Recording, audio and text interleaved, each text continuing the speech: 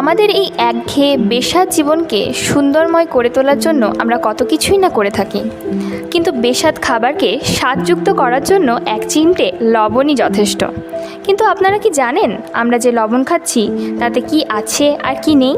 তাহলে চলুন আজকে জেনে নিই আমাদের সকলের চেনা লবণ সম্পর্কে। আমরা সাধারণত রান্নার সময় যে লবণ ব্যবহার করে থাকি তাতে আয়োডিনের ঘাটতি পূরণ হলেও মিনারেলসের ঘাটতি কিন্তু থেকেই যায়।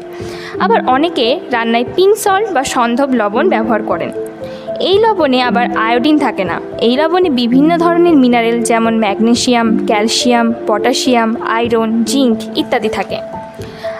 তাই আজ থেকে রান্নায় উভয় লবণই ব্যবহার শুরু করে দিন। এতে আপনার মিনারেল এবং আয়োডিন উভয়ের ঘাটতি মিটবে। আর হ্যাঁ, কমেন্টে জানাতে ভুলবেন না কিন্তু কোন লবণ আপনি রান্নায় ব্যবহার করেন। আর ভিডিওটি ভালো লাগলে অবশ্যই লাইক, কমেন্ট, শেয়ার এবং চ্যানেলটি সাবস্ক্রাইব করে দেবেন।